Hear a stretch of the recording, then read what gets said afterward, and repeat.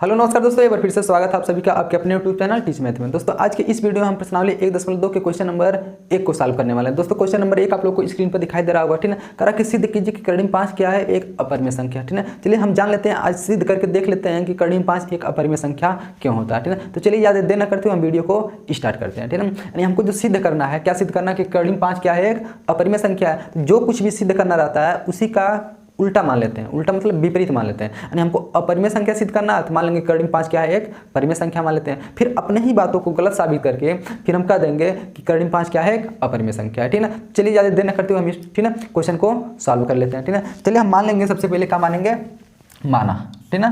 माना यानी कर्णिम 5 को क्या मानेंगे हम, परिमेय संख्या मानेंगे। माना कर्णिम 5 एक क्या है, परिमेय संख्या है। जब कर्णिम 5 एक परिमेय संख्या हो जाएगा, परिमेय संख्या है, हम जानते हैं परिमेय संख्या रहेगा तो उसको हम क्या बटे के रूप में लिख सकते हैं, p बटे q के रूप में लिख सकते हैं। तो हम कर्णिम 5 को भी किसके रूप में लिख सकते हैं, p बटे q के रूप में लिख सकते हैं, ठीक है। अतः लिख सकते हैं हम कौन सी, कर्णिम 5 बराबर क्या, p बटे q, ठीक है। जहाँ p और q क्या है, एक धनात्मक एक पूर्णांक है और q का मान 0 नहीं होना चाहिए, ठीक है। तो यहाँ लिखेंगे जहाँ p और q क्या है, पूर्णांक है, पूर्णांक है, p और q पूर्णांक है तथा ठीक है किसका मान 0 नहीं होना चाहिए, q नॉट इक्वल टू 0, यानी नीचे का मान 0 नहीं होना चाहिए। यदि 0 हो जाएगा तो परिमेय संख्या नहीं होगा, ठीक है। चलिए अच्छा मान लीजिए ये परिमेय संख्या है तो हो सकता है कि p और q में कुछ उभयनिष्ठ गुणनखंड हो सकता है। मान लीजिए p का स्थान पे कुछ रहे, q का स्थान पे कुछ रहे, ये दोनों संख्याएं किसी संख्या से कटेंगी और जो संख्या मतलब ये दोनों संख्या जिस संख्या से कटेंगी उसको बोलेंगे हम लोग उभयनिष्ठ गुणनखंड। मतलब इसको यदि काट करके हम छोटा करेंगे, मान लीजिए हम जैसे इसको एग्जाम्पल समझे, मान लीजिए इसका p का मान 10 और q का मान 15 मान लिए, ठीक है। तो देखेंगे ये 10 और 15 कट जाएगा, किसी से किससे कटेगा, इसमें उभयनिष्ठ क्या मिला, 5 मिल रहा है, ठीक है ना। 5 के टेबल में 10 भी आता है, 5 के टेबल में 15 भी आता है, ठीक है। 5 गुना 10 5 या 15, यानी इसको हम काटे तो 2/3 मिला। उसी तरह p बटे q को भी काटेंगे तो कुछ मिलवा करेगा, तो किससे काटेंगे, जो उभयनिष्ठ रहेगा उसमें, यानी p में भी और q में भी, ठीक है, उससे काटेंगे, ठीक है। तो चलिए ध्यान लिख लेते हैं हम लोग किसको, यानी p और q को किससे, उभयनिष्ठ गुणनखंड, उभयनिष्ठ गुणनखंड ठीक है से विभाजित कर, ठीक है, विभाजित कर, ठीक है। क्या अब p को काटेंगे तो कुछ अन्य अंक आएगा, q को भी काटेंगे तो कुछ अलग आएगा, तो उसको क्या मिला, मान लेंगे p को काटे तो मान लीजिए a मिला और q को काटे तो क्या मिल गया, b मिला, ठीक है। तो p और q को उभयनिष्ठ गुणनखंड से विभाजित कर a और b प्राप्त किया। चलिए a और b हमको मिल गया, अर्थात इसके स्थान पे क्या लिख लेंगे हम लोग, a और b लिख लेंगे। कर्णिम 5 बराबर क्या हो जाएगा हमारा, a बटे b हो जाएगा, ठीक है। अब यहाँ लिखेंगे जहाँ, ठीक है। अब a और b में कुछ नहीं कॉमन मिलेगा, खाली एक के सिवा, एक तो सब में कॉमन मिलता है। इसी तरह a और b में एक के सिवा जब कुछ नहीं कॉमन मिलेगा तो a और b कौन संख्या हो जाएंगे, सहअभाज्य संख्या। हम जानते हैं सहअभाज्य संख्या किसे कहते हैं, यानी वे संख्या है जिनमें केवल एक के अतिरिक्त कुछ अन्य कॉमन ना हो, अर्थात जिसका HCF कितना होता है, खाली एक होता है। यहाँ लिखेंगे जहाँ a और b क्या है, सहअभाज्य संख्या है, सहअभाज्य संख्याएं हैं। a और b क्या मिल गया, सहअभाज्य संख्या है, ठीक है। चलिए अब देख लीजिए क्या कर सकते हैं, यदि कर्णी को खत्म करना है, कर्णी को खत्म कैसे करेंगे, तो दोनों पक्षों का वर्ग कर देंगे तो कर्णी हमारा क्या हो जाएगा, खत्म हो जाएगा, ठीक है। चलिए हम क्या करने जा रहे हैं, लिखेंगे दोनों पक्षों का वर्ग करने पर, दोनों पक्षों का वर्ग करने पर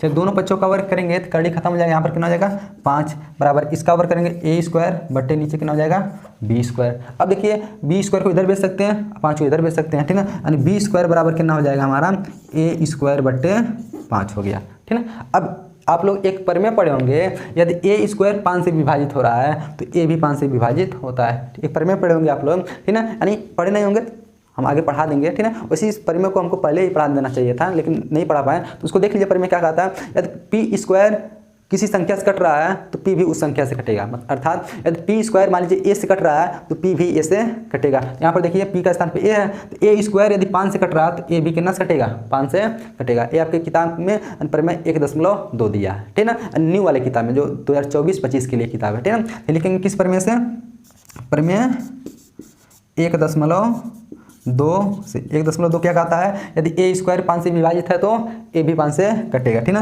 यानी लिखेंगे चूंकि a² 5 से विभाजित हो रहा है, ठीक है ना। जब ए स्क्वायर 5 से विभाजित होगा, इसलिए ए भी कितना से, ए भी 5 से विभाजित होगा, 5 से विभाजित होगा।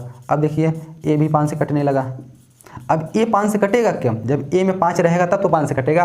ए मान लीजिए ए स्क्वायर 5 कट रहा है तो ए भी 5 से कटेगा, इसका मतलब ए में 5 होना चाहिए तो भी 5 से कटेगा, ठीक है। चलिए इसको मान लीजिए समीकरण नंबर आप लोग 1 मान लीजिए, ठीक है। आशा करते हैं कि यहाँ तक आप लोग को कोई दिक्कत नहीं होगा, ठीक है। चलिए अब आगे देख लेते हैं इसको हम कैसे सिद्ध करेंगे। अब देख लीजिए, अब ए से मतलब भाई ए स्क्वायर जो है ए जो है 5 से कब कटेगा, जब इसमें 5 रहेगा तब कटेगा, यानी ए में ए का गुणनखंड करेंगे तो उसमें क्या मिलना चाहिए, 5 मिलना चाहिए, तभी 5 से कटेगा, ठीक है। क्या मान लेंगे, माना, ठीक है ना, माना। अब इसमें 5 रहना चाहिए ना, तो ए बराबर कितना मान लेंगे, मान लीजिए ए बराबर 5 सी मान लेते हैं, सी डी कुछ भी मान सकते हैं, ठीक है ना। चलिए ए बराबर 5 सी, अर्थात ए में 5 रहना चाहिए। देखिए ए में हम 5 ला दिए। अब सी का अलावा सी मतलब कुछ भी 5 के अतिरिक्त हो सकता है, ठीक है ना, 2 3 1 कुछ भी हो सकता है, ठीक है। तो सी से हमको कोई मतलब है नहीं, खाली ए में क्या होना चाहिए, 5 ही होना चाहिए, ठीक है। अब यही मनवा उठा करके यहाँ पर रख देखा, ठीक है, जहाँ ए स्क्वायर है ए है वहाँ ए बराबर कितना रखेंगे, 5 सी रखेंगे, ठीक है ना। हमारा कितना हो जाएगा, बी स्क्वायर बराबर यहाँ रखेंगे जब 5 सी का स्क्वायर बट्टे नीचे कितना हो जाएगा, 5 हो जाएगा, ठीक है ना। चलिए अब इधर देखिए क्या हो जाएगा, बी स्क्वायर बराबर 5 का वर्ग 25 सी का वर्ग सी स्क्वायर बट्टे नीचे कितना हो जाएगा, 5 से काटेंगे क्या बार में कट जाएगा, 5 बार में, यानी बी स्क्वायर बराबर यहाँ बच जाएगा 5 सी स्क्वायर। यदि 5 को नीचे लाएंगे तो बी के नीचे आ जाएगा, कहाँ मिल जाएगा, सी स्क्वायर बराबर 5 नीचे आएगा यानी बी स्क्वायर बट्टे 5। अब देखिए यहाँ पर फिर परिमेय 1.2 लागू हो जा रहा है। परिमेय 1.2 का कहता है यदि मान लीजिए बी स्क्वायर 5 से कट रहा है तो बी भी कितना से कटेगा, 5 से कटेगा, ठीक है। लिखेंगे यदि, ठीक है, लिखेंगे चूँकि बी स्क्वायर कितना 5 से विभाजित हो रहा है, ठीक है, इसलिए बी भी कितना से 5 से विभाजित होगा, ठीक है। अब देखिए इसको मान लीजिए समीकरण नंबर 2। यहाँ पर देख रहे थे ए भी 5 से विभाजित हो रहा है, अर्थात ए में कितना मिल गया, 5 मिला होगा तभी 5 से कटेगा। बी भी 5 से विभाजित हो रहा है, अर्थात बी में भी कितना मिला होगा, 5 मिला होगा तभी वह 5 से कट रहा है। लेकिन हम जानते हैं ए और बी ऊपर हम पढ़ चुके हैं, ए और बी क्या है, सहअभाज्य संख्या है। असहअभाज्य संख्या का कंडीशन ही होता है कि सहअभाज्य संख्या में एक के सिवा कुछ नहीं मिलना चाहिए, लेकिन यहाँ एक के सिवा कितना मिल गया, ए में भी 5 मिल गया, बी में भी कितना मिल गया, 5 मिल गया। तो हम जानते हैं ए और बी क्या है, यहाँ पर क्या मिल गई है, सहअभाज्य संख्या मिल गई है। लेकिन ए और बी हम का देख लीजिए, हमको ए और बी में कितना मिल गया, 5 मिल गया। यानी देखिए ए भी 5 से कट रहा है, मतलब ए में 5 होना है तभी कट रहा है, बी भी 5 से कट रहा है यानी बी में भी 5 है तभी कट रहा है। अर्थात हम 5 मिला क्यों है, मिलना तो चाहिए 1 लेकिन मिला कितना, 5। तो क्यों मिला है, हम लोग कुछ गलती किए हैं तभी ये 5 आया है, नहीं तो 1 आना चाहिए था। हम लोग गलती कहाँ की है, हम लोग गलती यहाँ की है, ठीक है। करीब 5 को क्या माने हम लोग, परिमेय संख्या, लेकिन वो परिमेय संख्या नहीं होता, क्या होता है, अपरिमेय संख्या होता है। यदि उसको अपरिमेय माने होते हैं तो ए और बी में यहाँ कितना मिलता है, 1 मिलता है और 1 मिलता है, यानी हम लोग के मानने में ही गड़बड़ी हुआ है, ठीक है ना। चलिए तो इसको हम लिख लेते हैं, यहाँ कुछ अब थ्योरेटिकली पार्ट लिखा जाएगा कुछ, ठीक है ना, शब्दों में। उसको कैसे लिखेंगे, ठीक है, यानी लिखेंगे समीकरण 1 और 2 से, समीकरण 1 और 2 से, समीकरण 1 और 2 से देख रहे हैं ए और बी में कितना मिल गया, 5 मिल गया। समीकरण 1 और 2 से लिखेंगे, समीकरण 1 और 2 से ए और बी में, ठीक ना, 1 के अतिरिक्त 1 के अलावा कितना मिल गया, 5 मिल गया।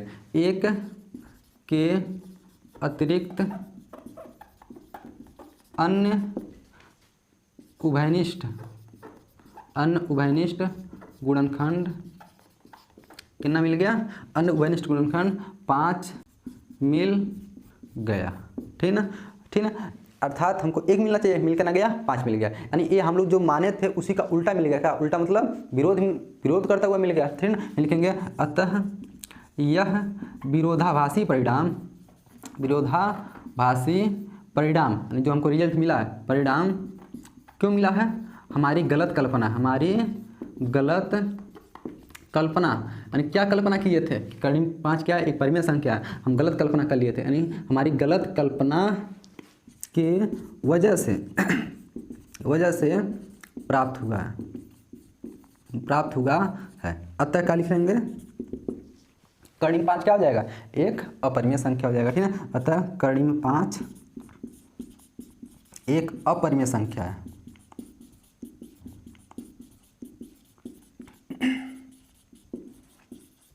अपरिमेय संख्या, ठीक है। तो दोस्तों आशा करते हैं आप लोग को समझ में आया होगा कड़ी 5 क्यों अपरिमेय संख्या होता है।